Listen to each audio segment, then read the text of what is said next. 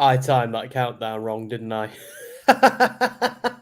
There's always something. There's always something I do at 1 a.m. There's always a mistake I make before we go live on the Gimme A Hull Yeah podcast SmackDown stream. I'm actually raring to go tonight. I didn't think I was as tired as I am, but that little faux pas at the beginning suggests I might be more tired than we know. But anyway, guys, yes, SmackDown is beginning. John Cena is still with us. Rey Mysterio defends his title tonight. We've got some stuff going on. I've got some predictions. We'll talk about the card and everything in a moment. But before that, let's have an intro from... Oh, Biggie, I use you every week, mate. Who else? Go on then, Shotzi.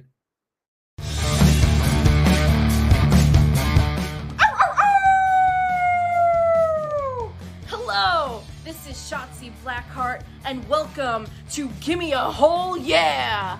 I hope everyone checking this out in Yorkshire and beyond is having a great day.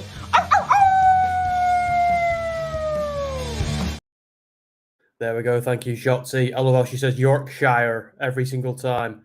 So we've got Todd's already in. Says, hi, Sam. Hi, Todd. It's nice to have you with us. I miss her green hair. Well, I think she's still got the green hair. It's just super short, so it looks black, unless it's completely dyed black and I'm colorblind. I don't know. So, yeah, tonight we've got Rey versus Santos Escobar, and a lot of people are predicting a heel turn from Santos here. Is it just a bit too obvious? I don't know. Jimmy Uso's out. And hang on. There it is. Your number one happened at 3 minutes past 1. That's got to be a new record. Right. It's time. It is time. We're not endorsed or sponsored by Red Bull. I'm just drinking it to stay awake because it's in the UK. It is 1 a.m.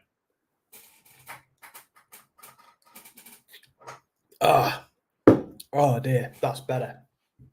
So, guys, yeah, if you're in tonight, feel free to say hello in the comments. It's always nice to say hi to new people and stuff. We have got an awesome community on Gimme A Hull Yeah. It's a relatively small community, but everybody knows each other. And if you want to make the show your own, post a couple of comments. We will get to it and we will highlight those and we will say hi to you. So we often have people join these streams completely out of nowhere, and then they stick with us forever. So that says a lot. It says a lot. We add a couple of new people all the time. So we've got Jimmy Uso. It is Jimmy, isn't it? With Solo Sikoa and Paul Heyman out. So Solo and Paul are still not fully down with Jimmy being back, are they? I think they're just using him. This is all going to end in tears. He looks just so happy to be back in the Bloodline, even though he was the one who encouraged his brother to leave. So it is a little bit weird. So what's happening tonight while Paul is talking and doing his shtick? So not only do we have Rey versus Santos Escobar, we've also got to have John Cena back, which is nice.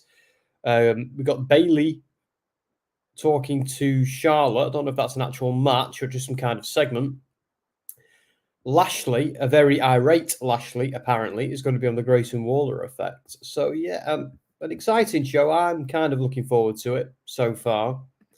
Heyman is talking, which means I should probably shut up. But if I do, you're just staring at my beautiful face. By the way, I'm wearing a jumper tonight. It's not my usual attire on one of these things, but it's gone from being a heat wave in the UK and to us absolutely just dying to being freezing. So now I'm not freezing, I'm just being a bit soft, but it's so cold in this room all of a sudden. And it's within a couple of weeks that's happened. Just what is going on with the weather in the UK? The UK is meant to be reliably boring. It's meant to be just like the same temperature all of the time, a little bit cold, a little bit warm, rains a lot, but now, no, just extreme, extreme, extreme. I'm exaggerating. It's not extreme at all. Oh. WWE sending me notifications on the app. So I do think this is all going to end in tears. Paul Heyman and the Usos. Here. I think Roman Reigns is now conspicuous by his absence. We need a Roman Reigns appearance, don't we? Because without one, this story is kind of just wheel spinning. So I think we do need the tribal chief to come back. And I think when he does, he's going to just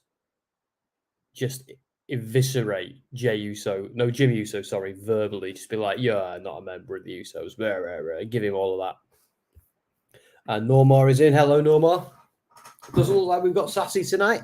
I don't know if that's a health thing or if Sassy's just gone to bed or having a night off or just chilling. So it's all good. It's all good. But Sassy is our moderator. I was going to say we have another moderator, Jack, but yeah, we haven't seen him for about 6 months. But anyway, Jack, if you watched this, I was with you only a few weeks ago, and I think I gave you some stick for it then. But anyway, it's not like you're being paid, so I'm joking. We appreciate you when you do turn up, and I understand. I think you've got work on a Saturday anyway, so I'm only pulling your leg. No Matt in the house. Oh, you mean Nomar? I dislike autocorrect. Yeah, right. Yeah, it's yeah. I'm not a fan either. Daniel saying he's got a cold from working. A cold is that? I got a cod. Do you work at a fish and chip shop?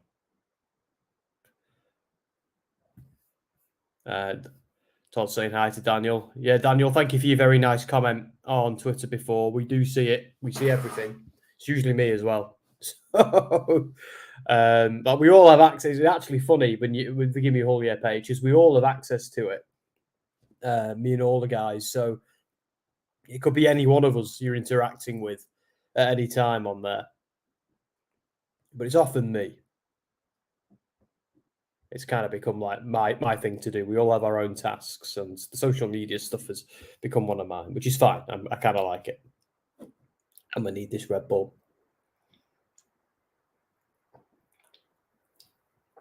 I find Red Bull is still the best energy drink. You can bring out all the primes and monsters and whatever you want, but I'm not a massive fan of the sugar-free taste. I like the full fat, full sugary one more, but my wife tells me I'm not allowed to drink the sugary ones anymore. She's worried about me having too much sugar. See, if it's up to me, I'd just eat all the sweets, drink all the sugar, and I wouldn't think about it. But it's not up to me anymore. Isn't that right, Todd? It's not up to us what we eat and what we drink anymore.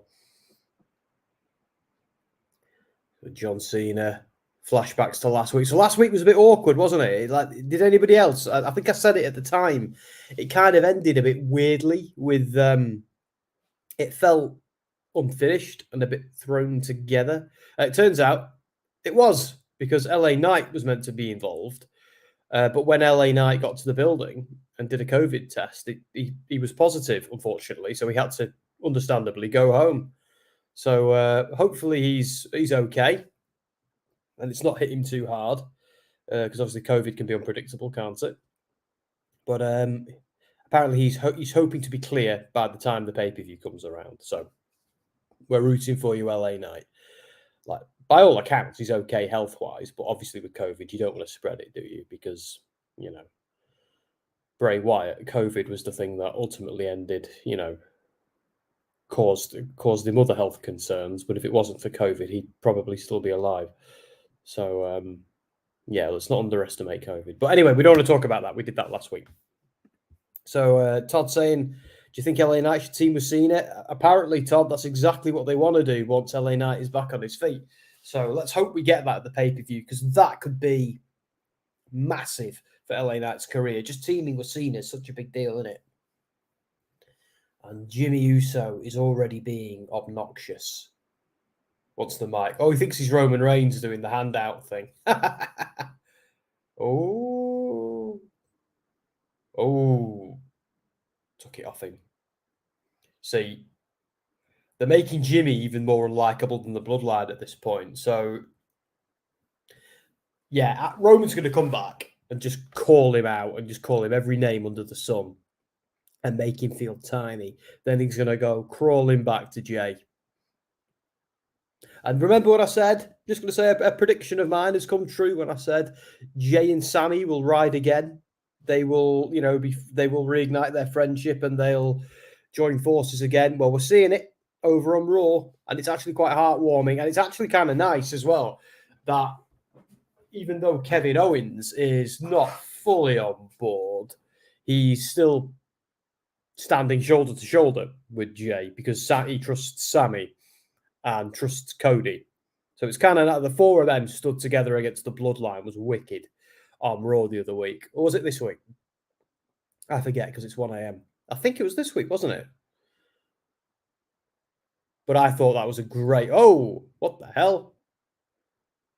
Bullet Club are in the building. Carl Anderson is absolutely destroying Jimmy Uso. See, I know they're unofficially Bullet Club in WWE, but let's be honest, they're Bullet Club, aren't they? But Bullet Club versus the Bloodline, or the Club versus the OC, I suppose, this iteration of them are called. I'm down with that. Speaking of which, seeing Jay White confront MJF on Dynamite this week was wicked as well. Like, they've always been two career heels. Seeing them opposite each other was pretty crazy. I don't think we've ever seen MJF interact with any members of the club before. He's always been in kind of a little universe of his own, but same with the Bloodline. We've never really seen them go up against... Again, the OC are like tangential to Bullet Club, aren't they? They're not officially members because it's owned by New Japan, but let's be honest, if Carl Anderson and, who's the other fella? Luke Gallows were to leave WWE, they'd be back in the Bullet Club in a heartbeat. I don't think... They were never formally kicked out, were they, the first time? Oh, God, what's wrong with me tonight? They were never formally kicked out, and Jay White even addressed that in Impact. It's like, you were never given your marching orders from Bullet Club. And then he let them back in properly. But then they never left. They just kind of quietly went back to WWE. So as far as I'm concerned, they're still in it.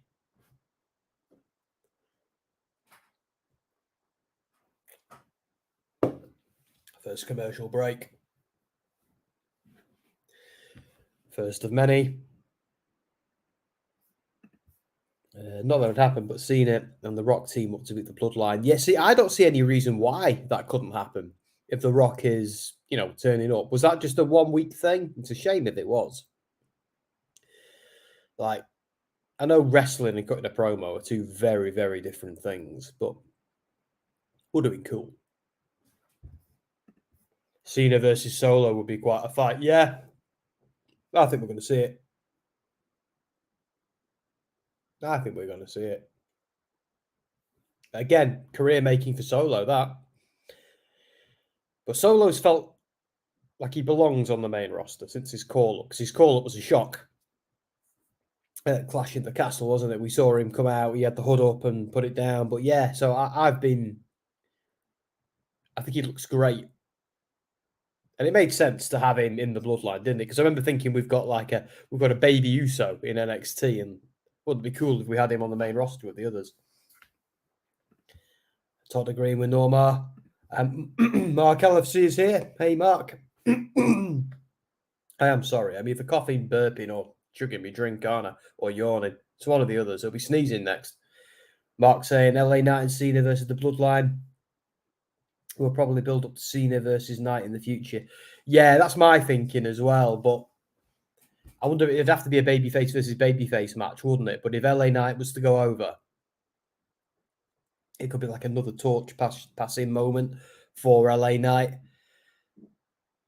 which is weird because he and Cena are of a similar age, aren't they? Someone can check for me, I'm sure. I think Cena's a bit older.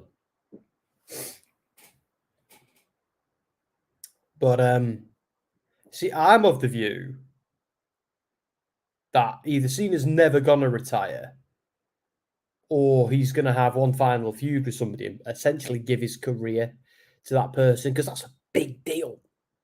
If you're the guy who retires Cena, that's a big deal. And I think if WWE is serious about making Cody Rhodes their next big top babyface, the guy who beats Roman, all of that, then retiring John Cena is one hell of a feather in your cap.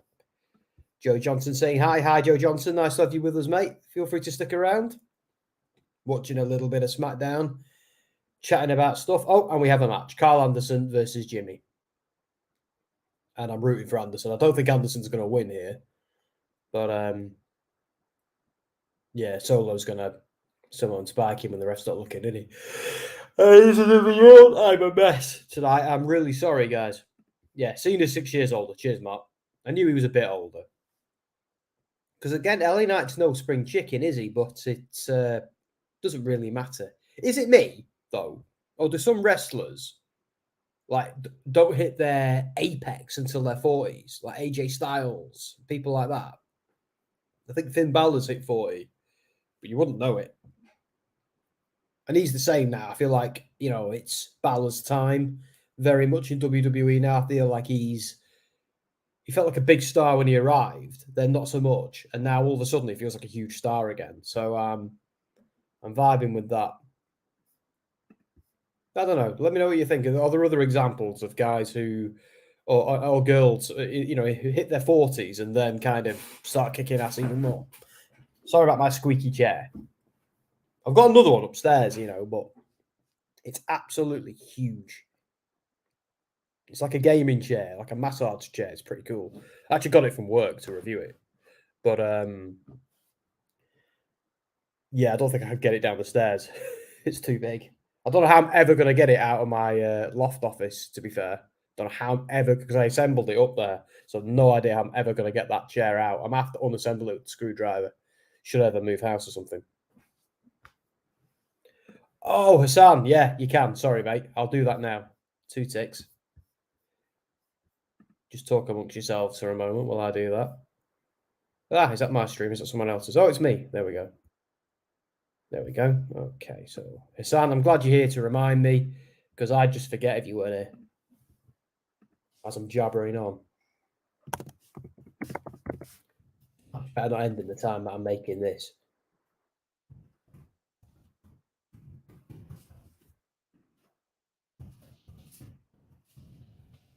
Oh, God damn it. Just as I started the poll, Hassan, get your vote in, mate. Pretend you didn't see it. Get your vote in.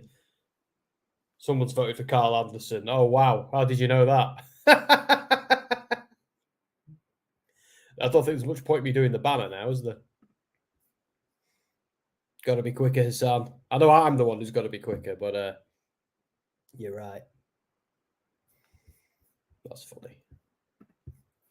Todd saying, I think more wrestlers end up a lot longer in the indie scene they have in the past. Yeah. People are, yeah, I suppose so. Well, I think a lot of the guys from the past are now kind of hitting their 50s and the 60s, aren't they? God, Carl is not done. Go on, Carl.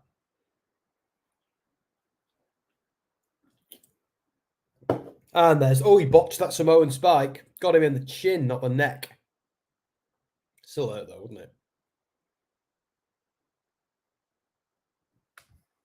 Carl Anderson still sold it.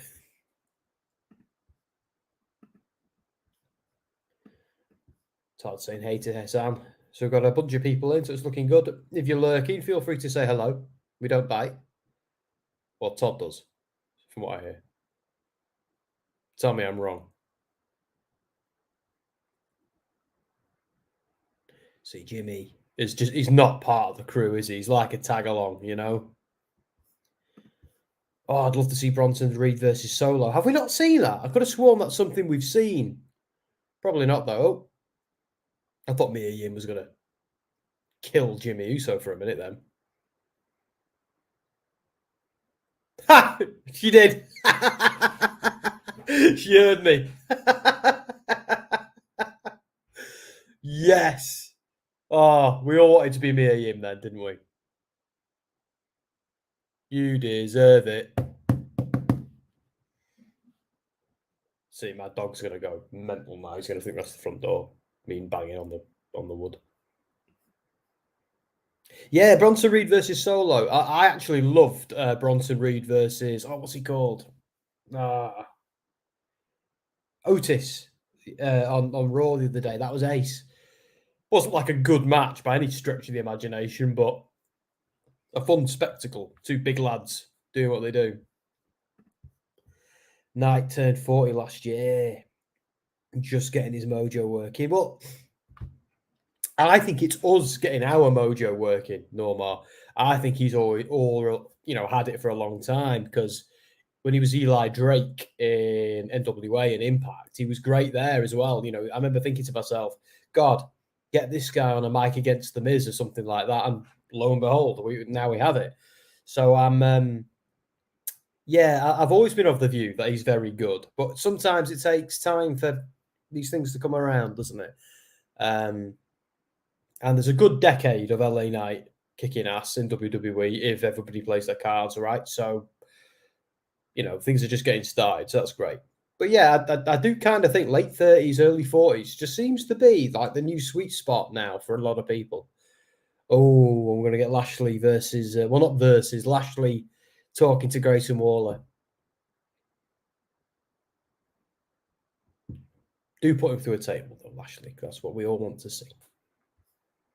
And Todd's saying you're right. And I think that's about the what I said before, isn't it, Todd? Which I totally made up, but there you go. You heard it here first. The Becky Lynch versus Tiffany Stratton feud is being advertised. That's been a good one as well. I don't know what I think about that because I wasn't initially for it when Lynch won.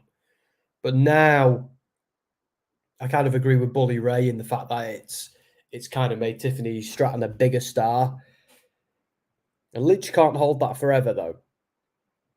Although what is good about NXT at the moment is there's a bunch of championships are held by main roster people.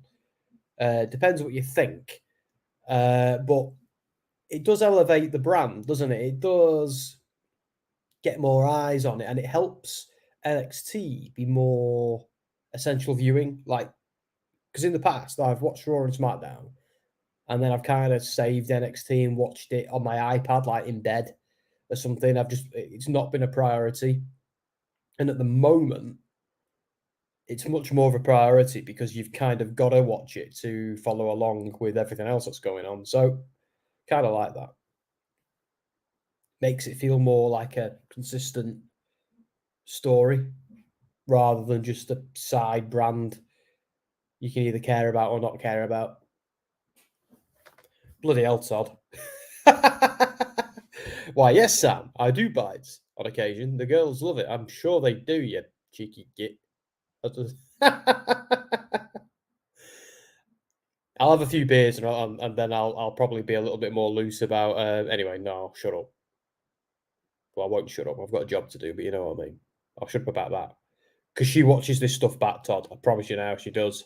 If she has a quiet moment, she'll watch it back, and then she'll tell me off if I start saying things she doesn't want me to say or revealing too much. Speaking of which, I've noticed my tweets, right, that involve a picture of my wife do a lot better on Twitter than the pictures that don't. Funny that.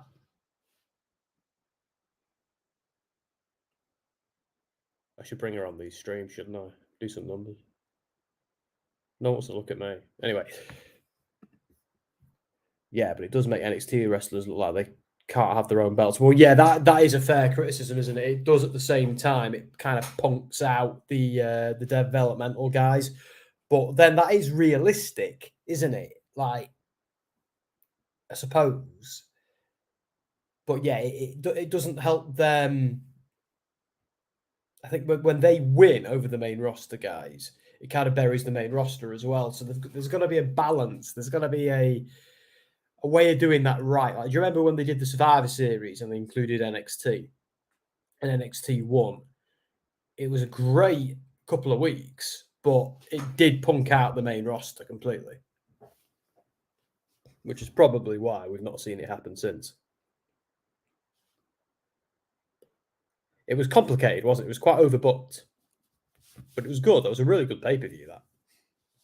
And the build-up was great as well. Adam Cole getting Pele kicked by Balor and things like that, just nuts.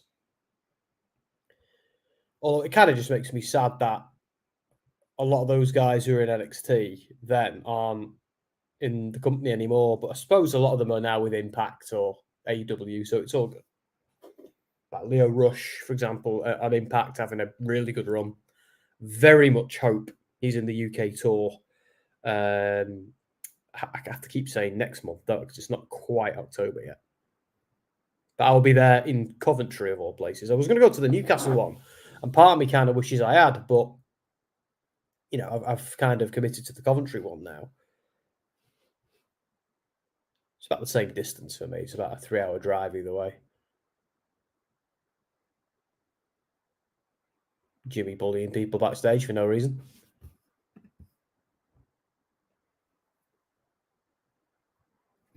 Yeah, Swerve's nailing it in AEW. Swerve is brilliant in AEW actually at the moment. It's the first time, like when he came out at All In, you know, because I was in the crowd and I saw it live and his music kicked in and he came walking out. Again, the rapper he had with him did him no favors, but live rap music and entrances just never works. But anyway, that's just my opinion.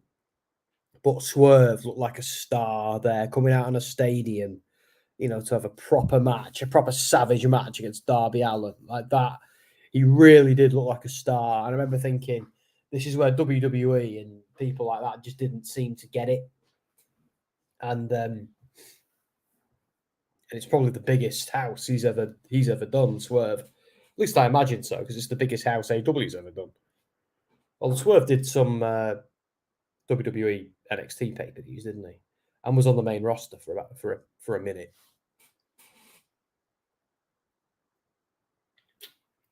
Right, bear with me one moment, guys.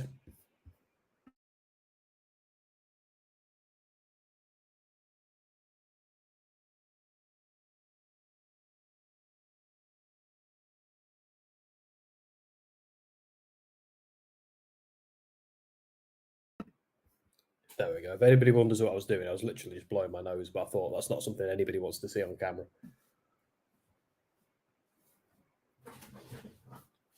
Told you I'd be sneezing next. Grayson Waller is here with an incredibly loud shirt. So Lashley's going to come out and probably talk some smack. The rest of his minions going to come out. The what are they called? Hell are they called? Street Profits. I keep wanting to call them the Hurt Business, but my dream of having a reunited Hurt Business can now never come true because Shelton Benjamin's been released. So, like, yeah, we could probably get MJF, like Omos, Cedric Alexander kind of involved, but without every member, for me, it just can't happen. And they missed a trick not reuniting the Hurt Business or breaking them up a second time. I don't understand. You know, we're in the era of the faction at the moment in WWE. Look at how amazing the Bloodline has been. Look at how amazing Judgment Day's become. You know, yeah, it's just a shame, really.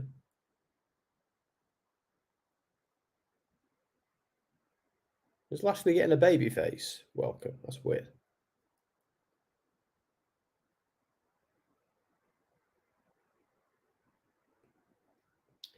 Curious to know what he's going to say. Does this end with Lashley putting Waller through a table? You tell me.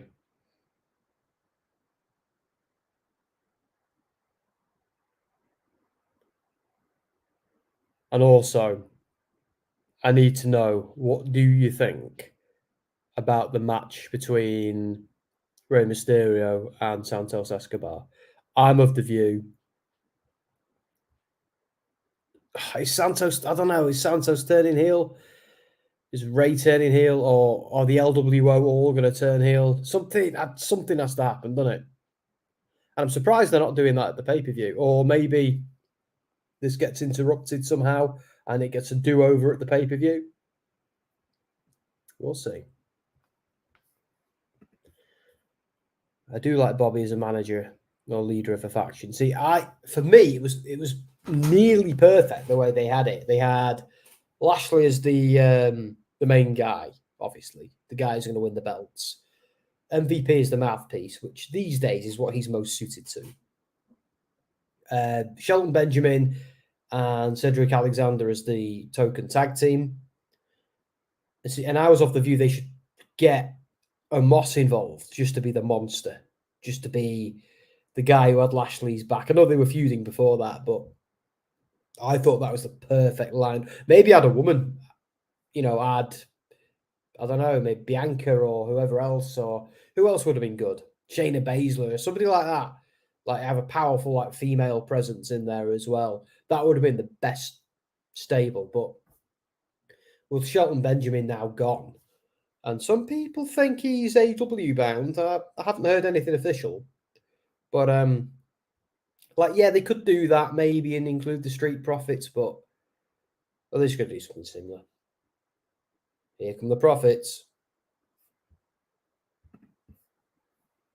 I think Rey's going to lose, but it'll be a graceful loss, and Escobar and the NWO will be just fine. Is that? Yeah, maybe. Let's be honest, though. Santos Escobar is a much better heel than he is a face. I don't know. He's a great as a face, and like when we actually met him at Money in the Bank and we interviewed him for WrestleSphere, cheap bloke. He was like the loveliest bloke you'll ever meet. You wouldn't believe how nice he was. Like watch our video on WrestleSphere, and you'll get a taste of how decent that guy is. But he's very, very, very good at playing the scumbag. So, like, look at him in NXT. He was a career heel. He only turned face on the main roster. Oh no, he turned face there. So it's. But yeah, so I think he could make an absolutely vicious supervillain on the main roster. So we've got Rambling Rabbit in. Rambling Rabbit says, "What's up, dude? Do you want to meet me? I'm your biggest fan." Well, that's very kind of you, Rambling Rabbit, but I've seen you die so many times. I'm not so sure I can trust you. I've seen you get ground into marmalade. I've seen you get killed with a hammer. I've seen all sorts of things happen. Well, the joke is Rambling Rabbit always came back from the dead, wasn't it? No matter how many times Rey fed him to mercy or butchered him, Rambling Rabbit always came back, didn't he? Dude!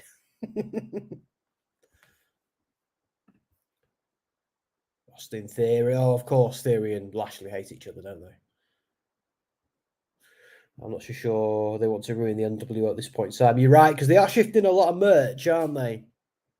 And they are a something for the Latino community to rally around as well, which is important for people to feel represented. So I do get it.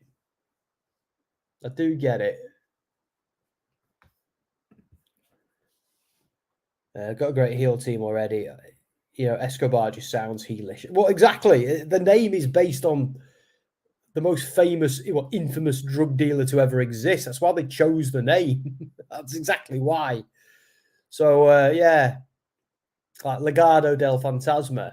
And let's be honest, the LWO, based on the NWO, Cameron Grimes is back. Cool.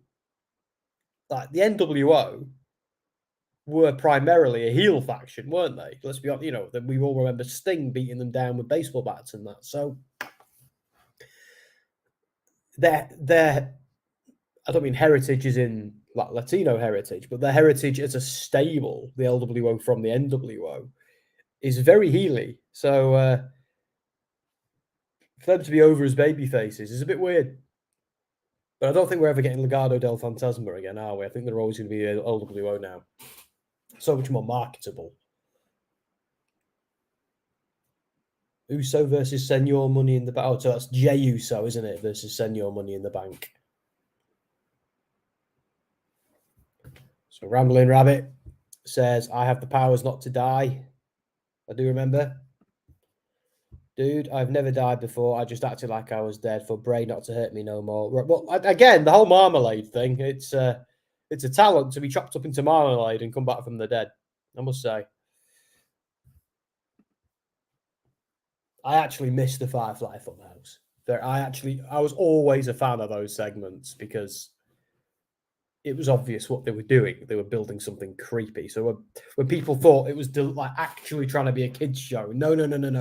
Are you stupid? It was obviously, and deliberately creepy. When he goes word of the day, sociopath, should have been a bit of a giveaway, or took a chainsaw to a cardboard cutout of himself.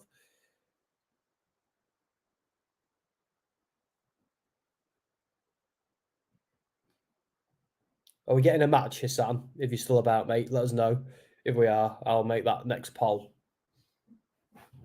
I imagine nobody's voted for anyone but Uso in that one.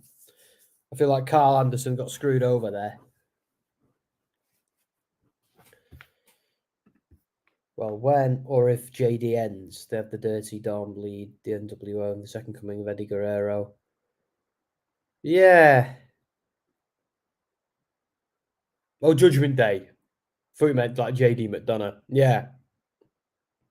But is Judgment Day going to end? Or is it going to just be like the Bloodline? Are they just going to kind of like make it smaller, then make it bigger again? Are they just kind of do that? Because that's another one, isn't it? That's shifted a ton of merch. They would have split Judgment Day up by now if it wasn't for the fact that they've become so popular. Now they're trying to make them the new Bloodline, aren't they? Oh my God. Wow.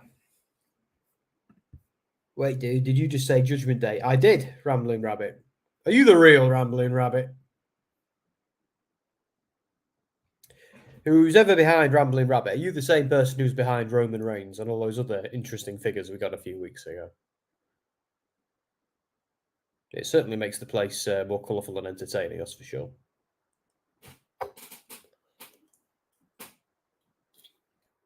No amount of caffeine is working tonight, guys. No amount of caffeine. It's waking me up. Something's got to wake me up. There needs to be a shock. Heel turn. Something like that. I'm bringing out the big guns now. Beers. My little stubby smiley. There we go. This is going to make me need a wee now, isn't it?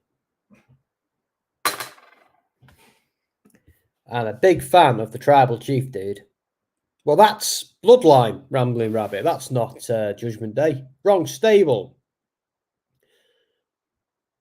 That's what you get when you only pay attention to the Wyatt family. Or the Firefly Funhouse puppets or whatever the hell.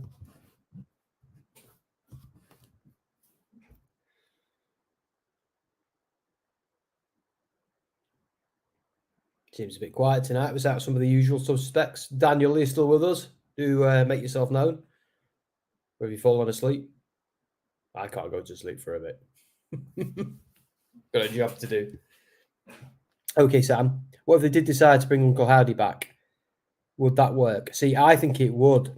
I fantasy booked this before when we did our, like, basically where do they go next stream. Like, a bit of a tribute to Bray Wyatt. I'm of the view that if he chooses to, and when the man is ready, when Taylor Rotunda is ready to, if they were to bring back Bo Dallas, I like the idea of Bo Dallas coming out, getting a bit of a,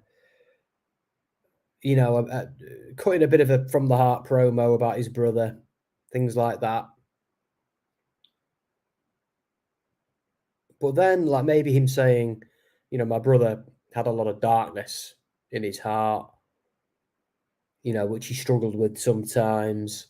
And then I love the idea of Bo Dallas bringing out the Uncle Howdy mask, essentially revealing on camera he was Uncle Howdy all along and going, but Bray wasn't the only one who had that darkness in him. I've also got it,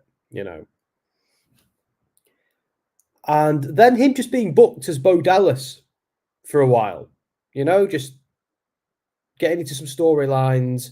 But I love the idea of bit by bit, he just starts sinking back into the Uncle Howdy personality.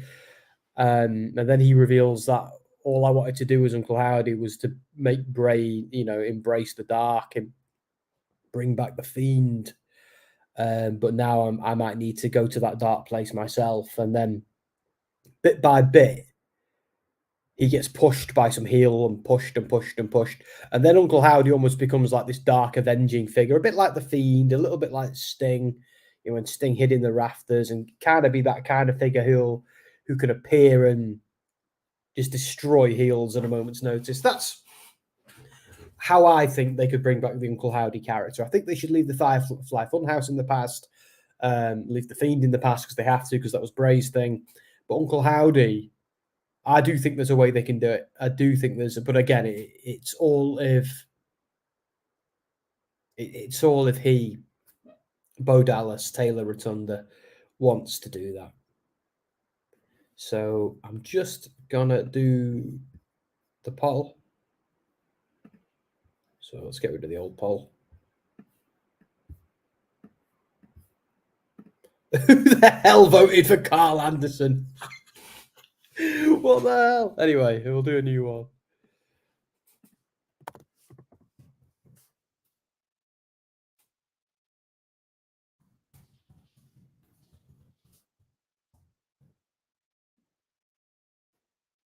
Very.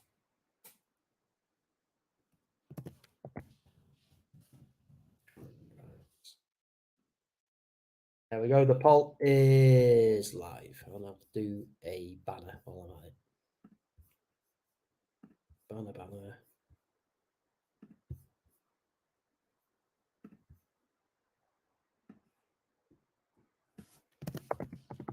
Cameron Grimes.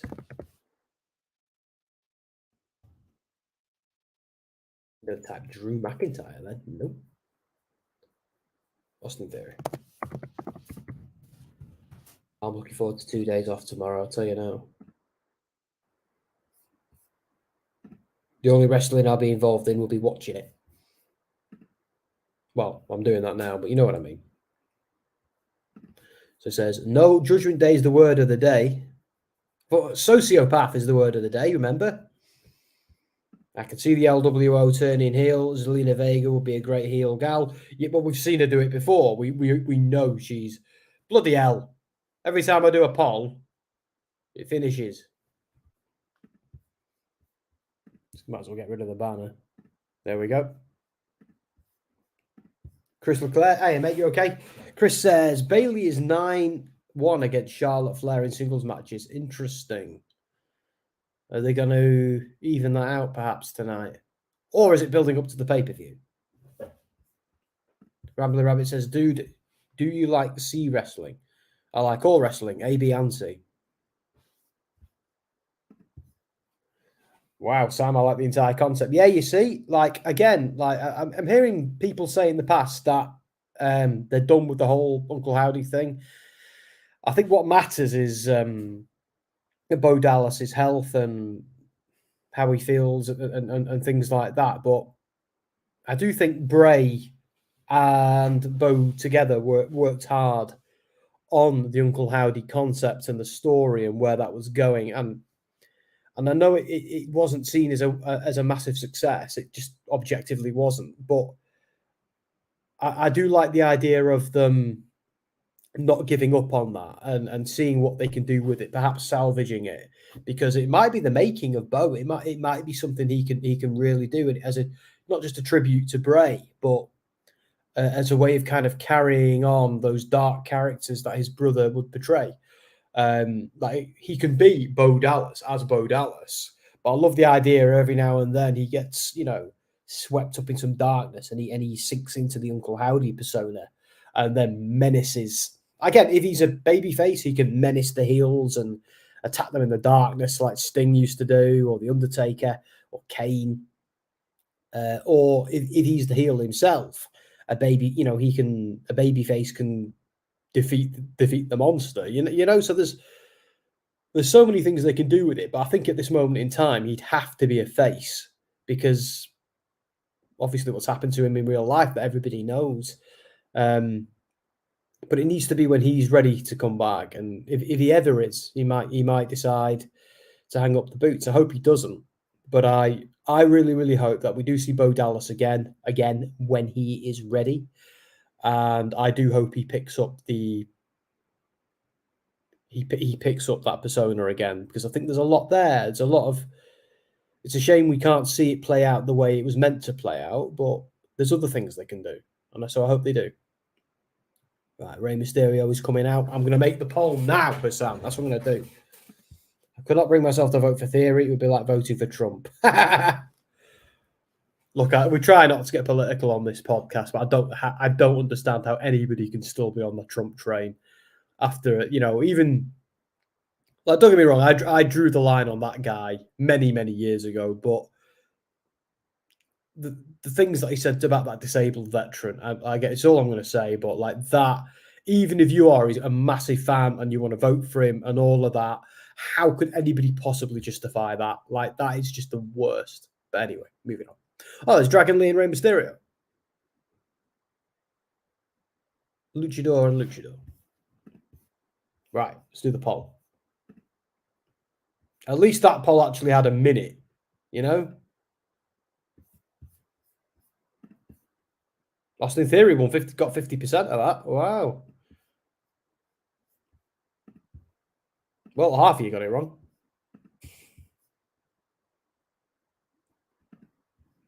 So, I think we now know who this one is, don't we? So it's so who wins? Santos and Rey. Sure you understand.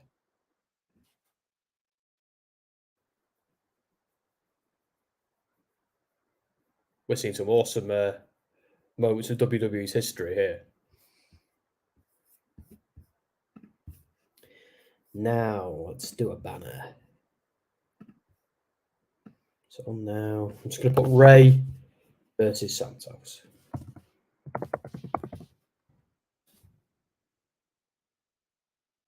Boom. There we go. I'm just going to nip to the toilet, guys. I'll just be a minute.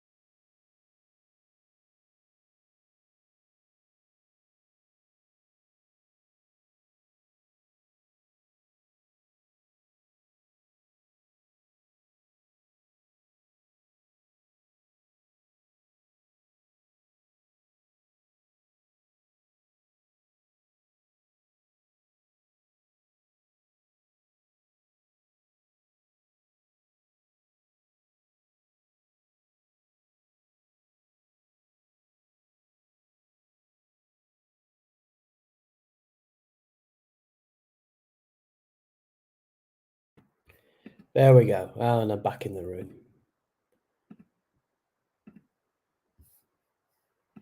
Todd saying this should be a banger. Let it breathe is key. Yeah, I agree. This has the potential to be a very, very good match. So, but again, Todd, I smell a rat here. I don't know about you. I smell a rat. There's a pay-per-view to build for. I think someone's going to interrupt this. Sorry, I can't get my flipping chair right. There we are. I think. No, I don't know. They should just do the match, shouldn't they? And there's a few weeks out to the pay-per-view, so they should just do it. Oh, hang on. Who's that getting attacked? Is that Shante the Adonis getting beaten up? Is he the only surviving male member of Hit Row? Because obviously Top Dollar's gone and he got sacked, got released. But B-Fab and Ashante are still kicking around. So Hit Row is now Hit Duo. Oh. And Solo's now killing Ashante.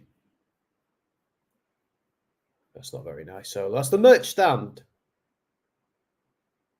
See, Jimmy's still sucking up to his brother. He's going to Samoan spite you at some point, Jimmy.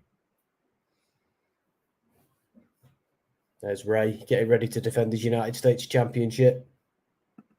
Is he just a placeholder? Like, I know he's Rey Mysterio and he's a legend, but is he a placeholder champion? Nah, I'm not sure.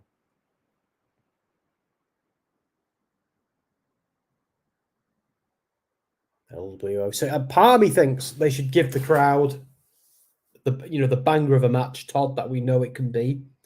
But then the other part of me thinks are they just going to mess this up and save it for the pay-per-view, or we're just going to get some storyline stuff rather than an actual match, as they generally tend to do on TV.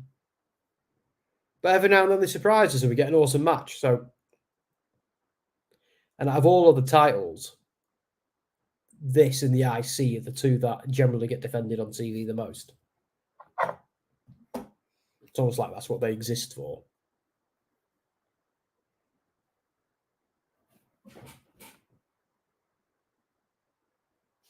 I don't know. I'm in two minds. If you're in the comments, though, let us know what you think. And if you are here, and if you're new, do feel free to give us a like. And if you subscribe, that's great too, because it means you can join us whenever you want. And that really helps us out too. Like, the more of that we get, the more we can do, really. The more kind of content we can make, the more we do the Ant versus Doms. Because anything we get, or we got the memberships too. So any money that we earn on these streams just go back into the channel. So, everything we earn, we just put back in so we can do more.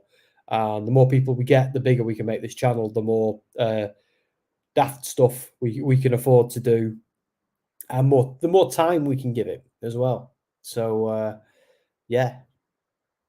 And the more you can hang out with us, if that's what you want to do. Like Todd. Glutton for punishment.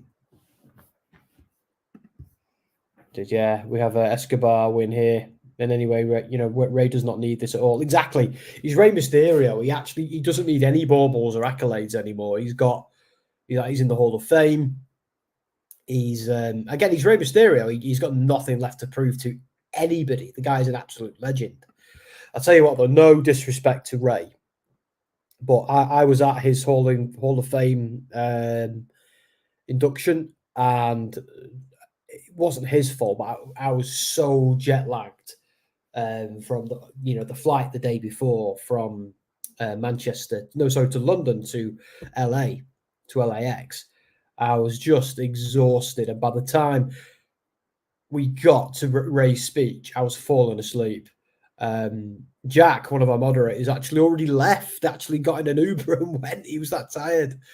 Me and the boys, we kind of we hung on. Me and the other hosts, we hung on, but we're still exhausted. Oh, hello, Mercedes Monet on Twitch. Are you ready to see Edge, a free agent at midnight tonight? Yeah. And I've got a good idea of where he might be going as well. I reckon we're seeing him at Wrestle Dream. I really do. And speaking of Wrestle Dream, AW Wrestle Dream, make sure you follow our stream of that, which Anthony will be hosting. I'll be in bed, and I'll probably watch it the next morning. Actually, no, I won't. I'll watch it Monday night because I've got work. A lot of work to do on Monday. Mercedes Monet, by the way, are you the same person who was Rambling Rabbit 20 minutes ago? Hang on, where was Rambling Rabbit? It was on YouTube. So Mercedes Monet's on Twitch. So technically, he could have Rambling Rabbit and Mercedes working at the same time. It is nice to get these cameos. I do appreciate it. Do Dan and Anthony get them as well? Do let me know. Oh, hello. Dan Reed is in. Hiya, Dan. Remember, though, the championships aren't really championships. Stop giving us a peek behind the curtain, Dan.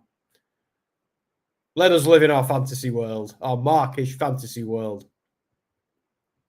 If you don't know, Dan is, of course, the proprietor of Eve Riot Girls of Wrestling. Put on some great shows recently as well. I've been really enjoying them. So keep up the good work.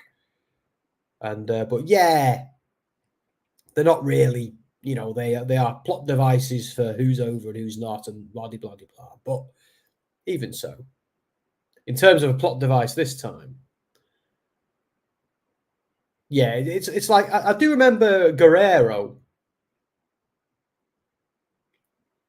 Oh, of course, yeah. Like, there's some wrestlers' titles benefit and some they just don't need it. Like, I'm of the view right now that Rey Mysterio is very much a placeholder.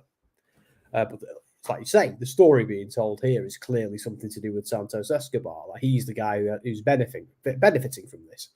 Rey doesn't really feel the benefit because he just doesn't need it, does he? Like, there's title or no title, he's still Rey Mysterio. And what a guy to be. It's the wizard. He's not a real wizard, though. He's not like Gandalf. Are you, Dan? Oh, speaking of Gandalf, we lost, not Gandalf, Dumbledore, same thing. We lost Michael Gambon, didn't we, this week? I was in the gym and I saw it flash up on the screen. I was like, no, Michael Gambon. British legend of cinema. Oh, I'm sick of the commercials tonight. It's just the bloody Omaze one endlessly. You see that on Newman. So it's either win this $1 million house or erectile dysfunction.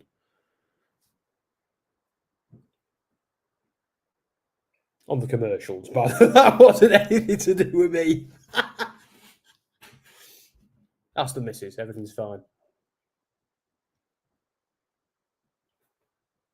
She's going to watch this back, and I'm going to be in trouble. That's what always happens. Well, I've been a little bit too loose-lipped. See, I knew it. I'm woken up a little bit now. I don't know if it's the Red Bull or the beer, but I'm going to get in bed at like 3 o'clock, after 3 o'clock, and just stare at the ceiling. Yeah, I don't know if I said it before, but that Rey Mysterio speech when we were there, it was, I remember being on the plane on the way to LA, and I was sat next to a dude who goes to WrestleMania every year, and he said to me, he goes, oh, last year, he goes, we were fine, we got there, we were buzzing, went out for a drink around LA, next day, we were just excited to be there, we were running around, doing this, doing that, went to SmackDown, enjoyed the show, then the Hall of Fame came on, and it hit us. He said, all the tiredness, all the jet lag, all the alcohol, it just hit us like a brick. And we were all falling asleep and snoring in the Hall of Fame. And I thought to him, you lightweight, I'm not doing that during the Hall of Fame. I'm going to be fine. Nope, he was so right. For some reason, it waits to the Hall of Fame. And if you're coming from the UK and it gets you there, your adrenaline kind of like wears out at the end of that second day. Oh, itchy nose. So this match has only been going a couple of minutes and I'm already into it. Dom said to me when we were all in, he goes, I've never seen you, Sam, so fixated. I was like, yeah, I'm watching wrestling, mate.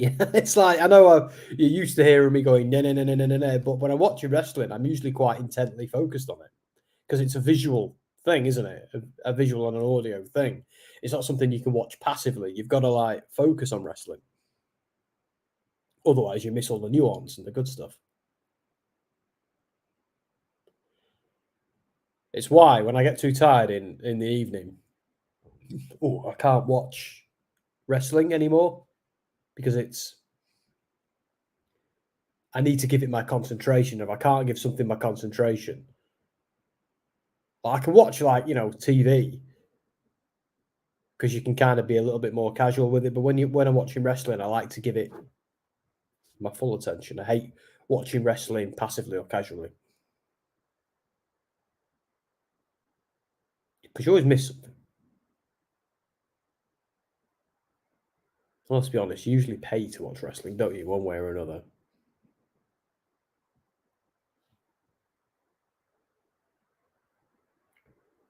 Who's Selena rooting for? That's my question. Unless there's something. Whoa! Rey Mysterio is absolutely incredible. That's awesome. Exactly, Todd. It's like, yeah, I actually feel rude if I've got wrestling on and I'm not giving it my full attention. Like I know people who I think Andy actually mentioned he sometimes has it on while he's working. Now I can't do that. I can have on like an audio book or a podcast or YouTube or something like that, but I can't write or like think the same way I need to. Like, if wrestling's on, I can't multitask those two things. To be fair, if I'm writing, I need silence. But let's say I write an article. When I'm writing it, I need silence. But then when I'm doing all like the WordPress messing about, that's when I'll have like a podcast on or something. or the news or whatever the hell. Like my office has got a 50-inch TV in it, so I often have that on or something. But I'm never really watching it. It's more of I'm listening to it, which is overkill, isn't it, really? Oh, Jason Jordan was getting in Solo's face then. Kurt Angle's fake son. But yeah, let me know, like, can any of you, are you able to watch wrestling passively? Or are you like me? Do you have to focus on it intently? Unless you're doing a stream like this and you're much more fixated on the comments than you are the actual wrestling. Funny, in it, in Rey Mysterio matches, how Rey always ends up, Rey's opponent always ends up strategically on the ropes that way. Interesting. So Dan is more behind the curtain, but in a good way. True story. I don't get to watch my own shows until I do a YouTube stream of it where I lay down the producer director's commentary and read the commentary for the night. Yeah, no, I get that. A lot of people say, don't they? A lot of actors don't watch their own movies until the premiere. And then they're like, whoa, I didn't see X, Y, or Z or how all that came together. Again, I don't know how true that is when actors say that, but I do get what you mean. I don't read back all my articles unless it's something I'm especially proud of, like a review or an op-ed or something like that. The average news story or the average guide or whatever it might be just goes up, spell checked, grammar lead. I'll read it back once it's live to make sure there are nothing else I need to fix, but after that, not much.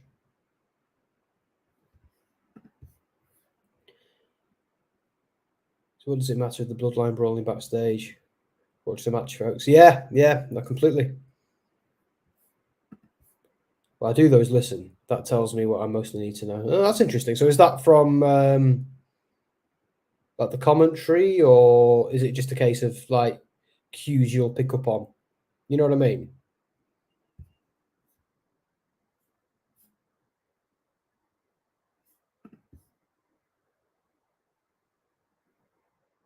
Of course.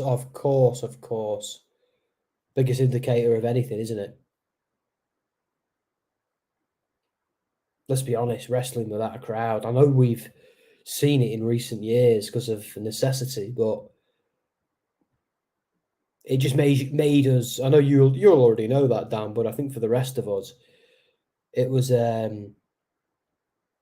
we realised just how essential it was, didn't we? But don't get me wrong. I think back to the pandemic, and the things I enjoyed the most about a crowdless wrestling was I think the Ring of Honor Pure stuff, because it was so like human chess.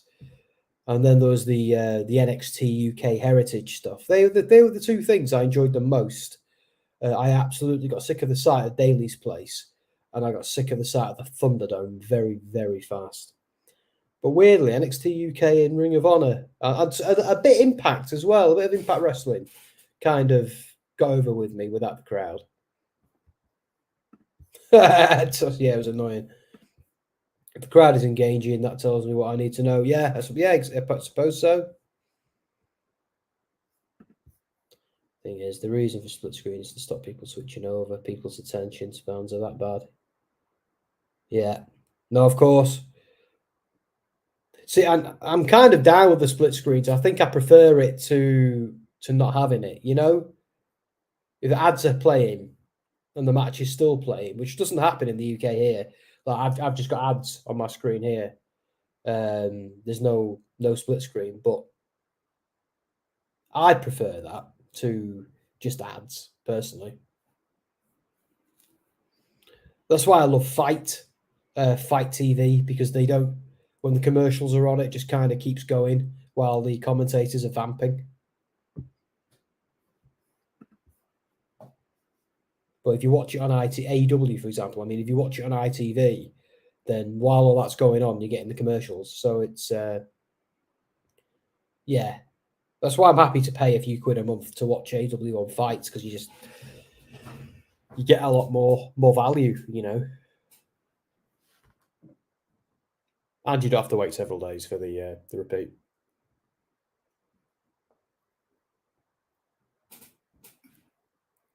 Money well spent, that. Speaking of WWE, though, I'm interested to see. Well, obviously they've just done a 5-year deal, so it won't be anytime soon. But I do wonder if, not with Peacock, but I do wonder if bit by bit Endeavour are going to cut out NBC and Fox and people like that. It's a weird one. It has been that way since the days of Challenge All American, WCW Pro, Saturday night. During the matches, you insert the promos for the others. Yeah. Todd is saying, okay, Sam, I have to ask, what beer are you drinking? I'm actually drinking, Todd, something called Brasserie, which is, we have a supermarket over here. I don't know if you have Aldi in the States. I believe, so correct me if I'm wrong here, guys. Daniel will probably know more than me.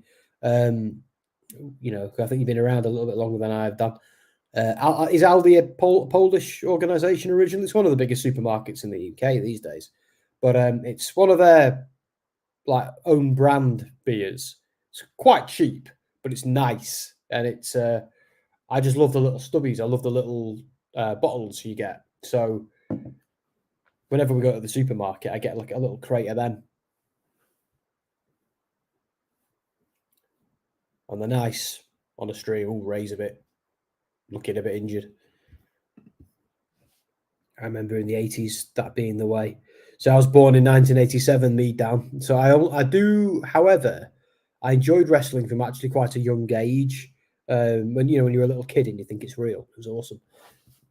So back then, I can't remember what it was I watched, but I do remember like my earliest wrestling memories of Hulk Hogan and the Undertaker separately, and the Undertaker. So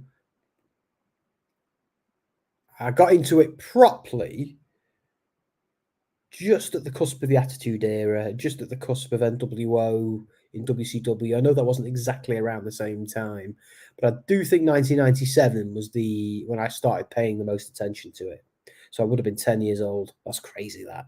Still in primary school. Basically, they bring the food, the drink, the other European countries that's cheaper. They're not country specific. No, I mean the country of origin. I mean Aldi. I think it was Poland originally, was it not? I could be wrong.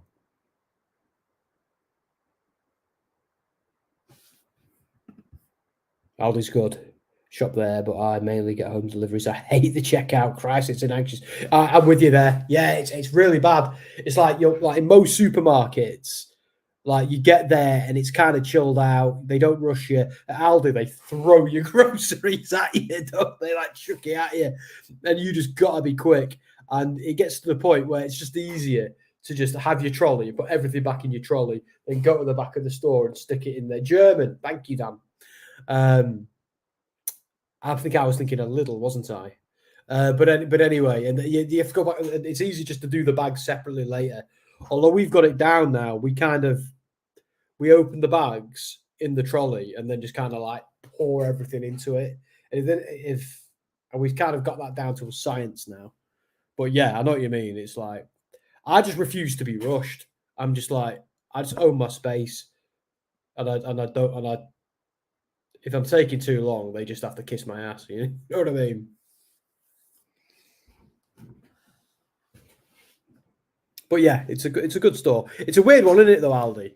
It's how the hell are we discussing Aldi on a wrestling stream? But anyway, it's like they have some stuff which is like really, really good and cheaper than everywhere else, but just as good. But then there's other things that don't really come off, and you've got to go elsewhere for, really. But these beers, I'm a big fan of. Really big fan of these. It's kind of become like my go-to beer. Which wouldn't happen if I didn't like the taste, because I just won't drink anything. Yeah, you don't have the time to Tetris your bags unless you're starting at level 10. We do it before. We kind of like, we load up everything onto the checkout. Then we get the big bags and we just open them all like that quickly. And then it's just a kind of thing. Well, it says a lot about what's on screen. No! It's a good match. It's just a case of I'll tell you a secret. I'll tell you the truth. When I'm doing this, I can only really ever half watch the show. I always watch SmackDown back tomorrow and do it like my way. That's when I'll give this match my attention. Well, I'm just here streaming. It's in many ways the show's more important than the show. Although I think this is pretty cool so far. But I always feel shortchanged by WWE TV matches because of all the commercials, Especially when it's one like this, with some gravitas and some, with the title on the line and stuff.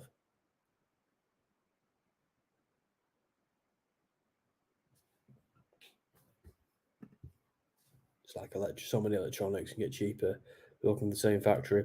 I'm not going to lie. We've had if we've ever got electronics from Aldi, it's always never had a happy ending. So we just don't bother now, really. But I'm with electronics. I only ever go for proper named brands, reputable things. I'm a creature of habit when it comes to electronics. This is as good as I expected it to be. Very enjoyable match. I think you're right, Todd. See, I kind of predicted it was all going to end in tears or interference, but it still could, but not yet. See, I still think Rey's going to win clean, and Santos is going to turn. Or at least they're going to, if they don't do it, they'll tease it. But again, is it too obvious? It feels like it's too obvious for me, that.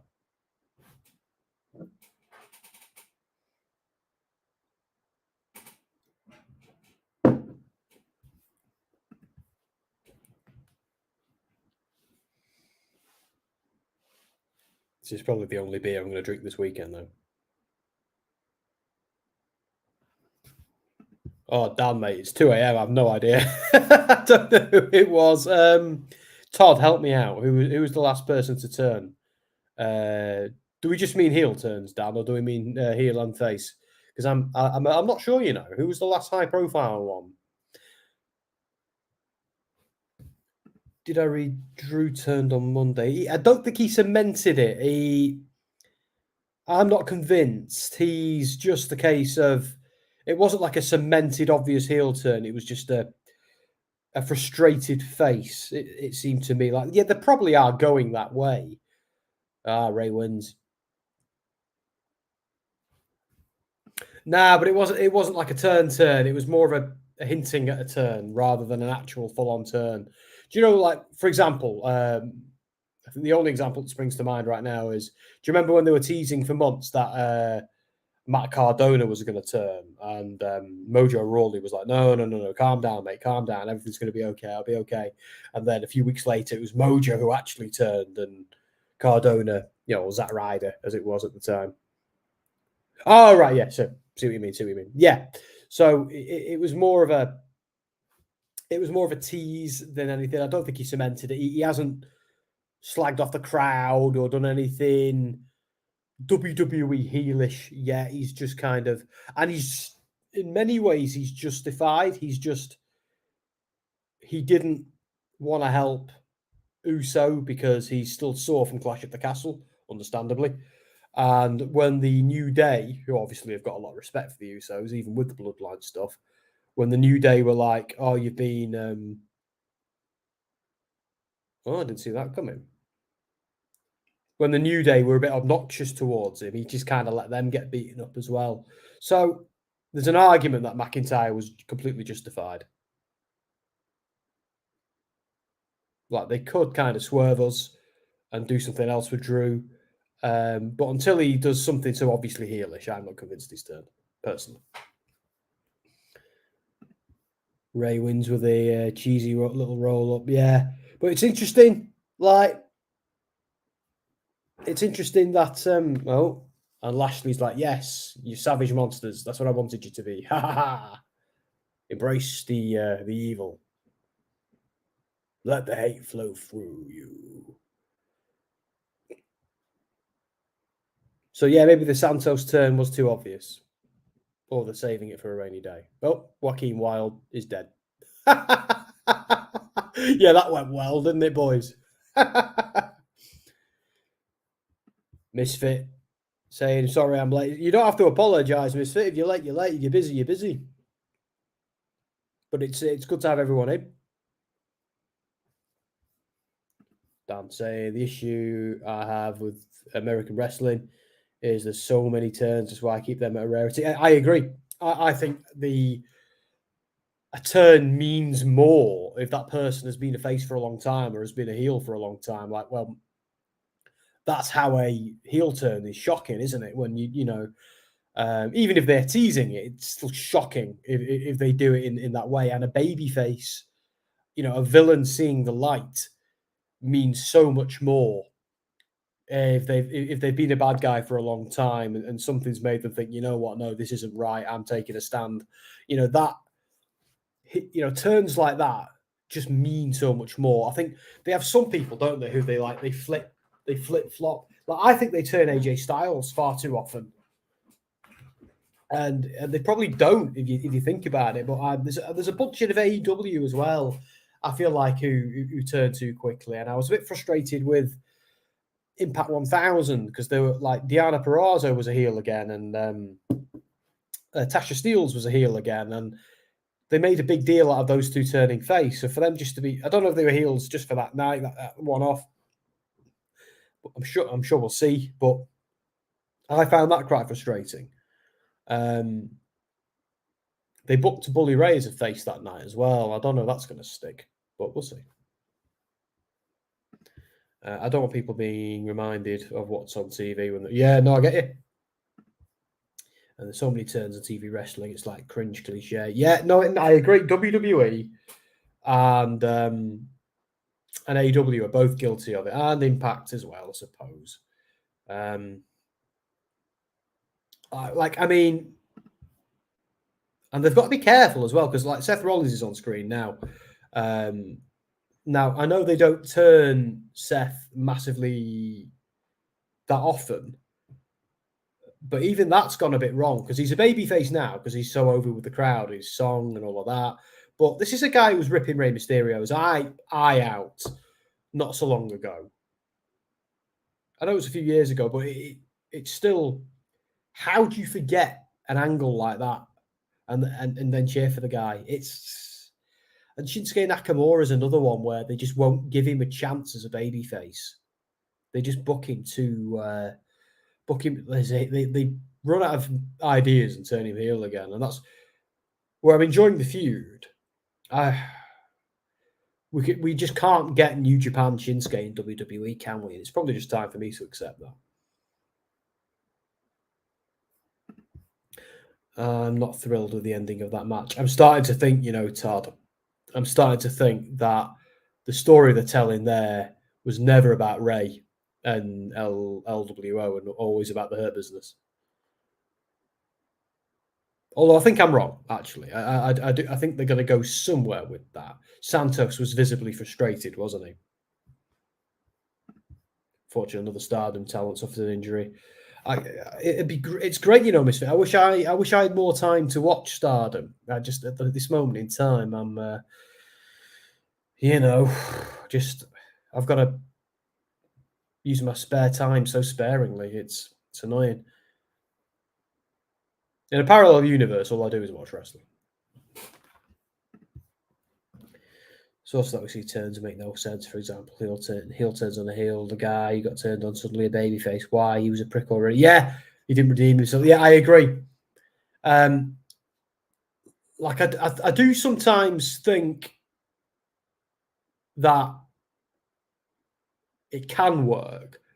For example, when Samoa Joe was on commentary as a heel and as a heel commentator, him standing up to Seth Rollins and the Authors of Pain, defending the other commentators, he was still a heel, but him, you know, I felt like that works because his bravery in that moment was so outstanding, and he, you know, another one with Samoa Joe was him wanted to go and kick the crap out of Roman Reigns, and then someone ran Roman Reigns over with a car, and he actually was, you know, he did the right thing in like standing guard over Roman Reigns and calling for help, but he was still a heel. he wanted to batter Roman Reigns, but he didn't want to see Roman Reigns get killed. You know what I mean? So I think the nuance is important there. But I do get your point. The Gigi Dolan one, for example, yeah, that's a great one. I think it was there. They just wanted us to have sympathy for Gigi, and the idea was she'd been led astray by these mean girls. But I totally take your point. Yeah, I think it was the sympathy angle there, wasn't it? But yeah, I thought so too. I think sometimes they do it right though. Like they did it right with Sami Zayn. Like when Sami Zayn turned face by booting Roman, I remember thinking, well, I'm not quite convinced. Like obviously this guy is destined to be a big baby face, but I thought I'm not convinced yet. I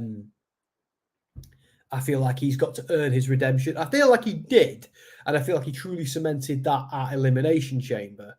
But yeah, I agree. I think just me feeling sorry for you and the crowd liking you, there's more to a redemption arc than that. I don't truly believe Seth Rollins has achieved it. You know, I think that's a bit of an unearned face turn in truth. But they lean into the crowd, don't they? That's what dictates it. That and the creative. But yeah, turns are always a bone of contention with me, Dan. I am with you on it. When Sean turned on Marty, it was a good guy turning on a good guy, which made him a villain because he did something no good guy would do. Yeah, no, exactly right. And that's one of the most famous examples, isn't it? It's like Macho Man was one of my favourite face turns. Him losing and then getting berated by Sherry.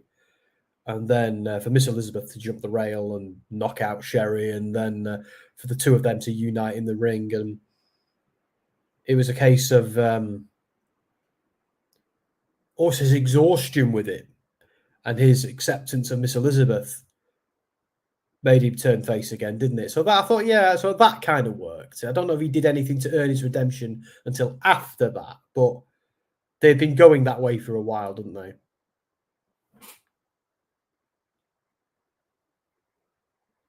Another interesting example, they never actually finalised the turn, but sometimes someone's a face or a heel by default when they're up against someone else. Like, do you remember Survivor Series, The Miz versus Baron Corbin? Miz was the de facto babyface, but he was still a heel. It was a weird one. I think they did it because the booking dictated it. I actually thought the Io versus Asuka match was really good, but just like I was saying about that Rey Mysterio match, then it suffers from being a TV match, and I'd very much like them to have a pay-per-view match where they get the time, you know, and the gravitas. I think they deserve that. So I'd kind of like a do-over. That's just me. It was a banger, but I feel like a commercial break takes a bit of banginess out of it for me. Not taking away from the women because they were great. And look at that. Oh, I've seen a replay of it now. Match flow. That was sick. Like they are just both just fantastic. I'm much more Team Asuka though than I am Team Io. I imagine you're the opposite. There was a heel who had bullied Sammy. So yeah, sympathy. Yeah, so he didn't act like a villain. I think what I mean is Sammy had done so many terrible things as a member of the Bloodline. I wasn't full, like I completely was ready to cheer him, but I did need him to get his redemption. But I think standing up to the bully properly at Elimination Chamber was enough. I think that, for me. But without that, I would have been like, nah. It's like Jimmy. I kind of love what they're doing with Jey Uso right now because all the baby faces, including McIntyre, who's getting very aggressive over it. But a lot of the Raw roster are like, no, screw him. Screw Jey Uso. He was a member of the Bloodline for years. He's been Roman's lackey. We're not ready to forgive him. That makes so much sense. Like I know Kevin Owens is coming around. But that's why I think McIntyre's not turned yet. I think he's justified in Still being mad. Charlotte looks like $1 million here. Crowd made no reaction to Jade Cargill. See, I'm Misfit. We did me and Andy and Anthony did a stream on Wrestling Royalty earlier, and we discussed this at length. And I think she needs to go through NXT. You got to remember, a lot of WWE only guys, which are apparently is a thing. I can't get that. You're such awesome wrestling, man. I watch you all as much as you can. But they still view AEW as a glorified indie, which means they will view Jade Cargill as a nobody. I know you and I don't, but they will. So I think she needs to go through. Personally, I want her to go to NXT, have a relatively short run in NXT, but a run nonetheless, and be in the Royal Rumble and see how the crowd respond to her in the Rumble. That's what I want. And take it from there. If the crowd respond well, book her in Mania. If they don't, keep her on NXT for a bit. I just feel Escobar did not get anything out of the match tonight. Oh God, it is Flair. Mate, I think you've got a while until Cargill beats Flair. Here he is. The man, the nicest man with the ugliest t-shirts, John Cena.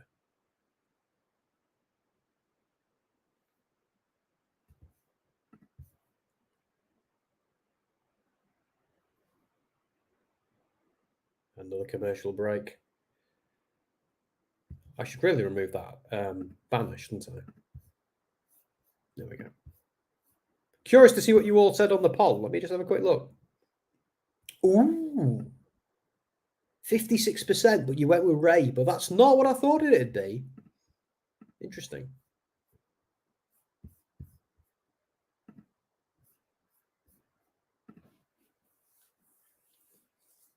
See, I do think Jade Cargill is a big star and that has a lot of star power. I don't think she's the greatest in the ring.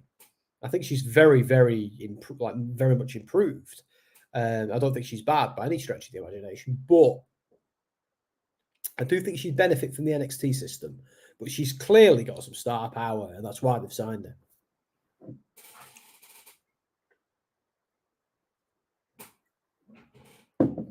But I don't know if throwing her on the main roster straight away from AEW is wise. A lot of committed wrestling fans will know exactly who she is, but the casual WWE only guys won't. I couldn't ever be an AEW or a WWE only guy. I couldn't do it. You've got two massive promotions, both supported by billions of dollars, with really good rosters. Neither of them are perfect. Both of them suck on occasion, and both of them are fantastic on occasion. But generally speaking, it's a great time to be a fan because of this competition, because of these two excellent promotions. Both have their own problems, but I couldn't get my head around not watching both and trying to objectively support and criticize both when it's called for,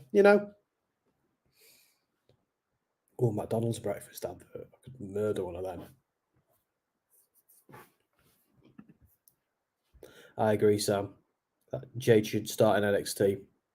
Help a TV rate. Yeah, exactly. So I love the idea of just like her being in NXT, book her in the Rumble, because what an awesome idea. How cool would that be? Get her in the Rumble. Maybe if she's already NXT Women's Champion by then, have her, or maybe just have her throw out someone on the main roster, start a feud there, and see if that can go to Mania. Or if Mania is too big, maybe stand and deliver. Just an idea. I think the main roster too soon would be too risky. But I've been wrong before.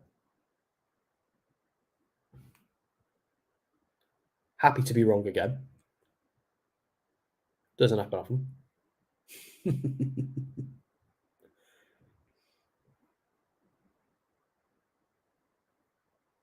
What have we still got to go in this episode? Half an hour of this show left. What have we still got to see?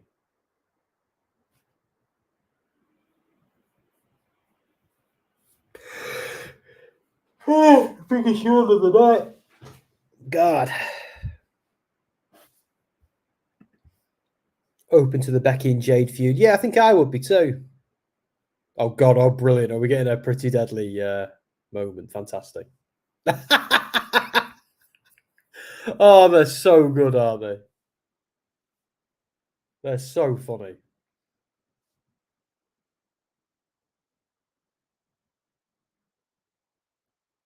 I love that. He's teaching him to cheat. Here's a chair, eye poke.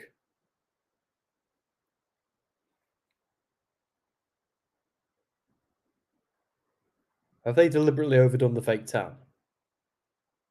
Oh, I can't raise the chair.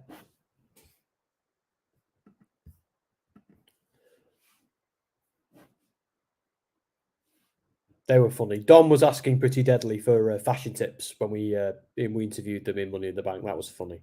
He's got him. He's got the eyes.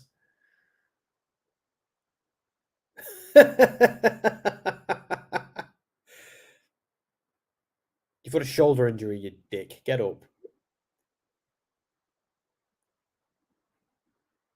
This is funny. Yes, boy. Elton Strong. That was brilliant, that. Ooh, okay, yeah, I'm sorry, guys. Oh, and the Stardom wrestler, Starlight Kid stuff, and oh, no way. Is it just bad luck, Misfit, or are the spots a bit crazy? How long has Charlotte been stood there doing that?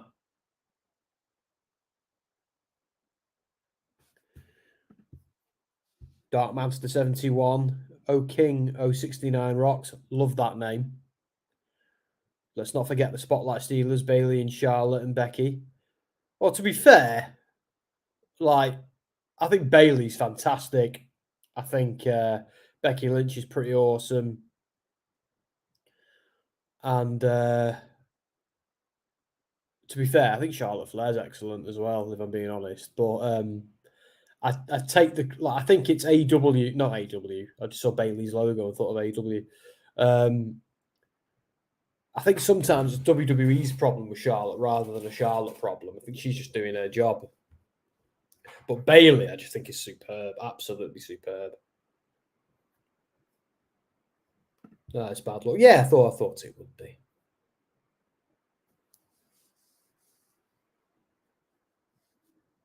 I do remember though watching, completely unrelated, but I do remember watching Kota Ibushi and Tetsuya Naito, who are just both incredible. But my God, do they egg each other on? And some of the spots and stuff they did on their necks, like I'm sure they were doing it safely because they're pros and they know what they're doing. But my God, that was hard to watch at times. I was worried for both men so much. They're both so bloody good, though.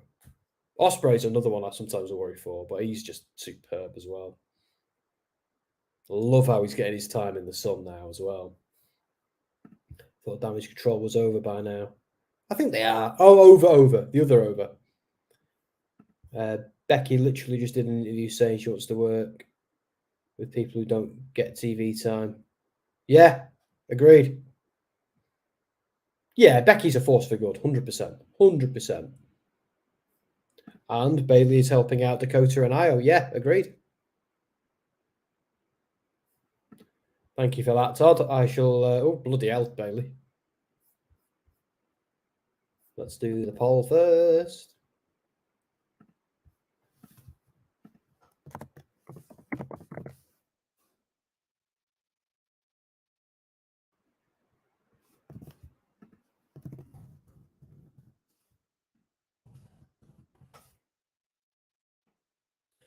Poll is live. Thank you, Todd.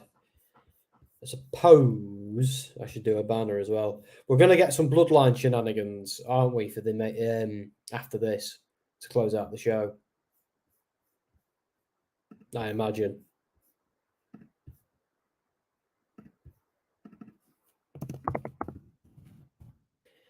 I can't tell. Is Bayley still a heel, isn't she? Correct me, Misfit, but is she still a heel?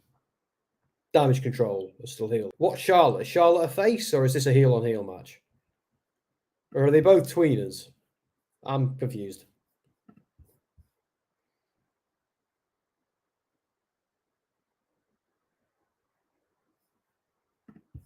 Yeah, that and bad luck. Yeah. Obviously, nobody ever sets out to injure themselves, do they? Bless them.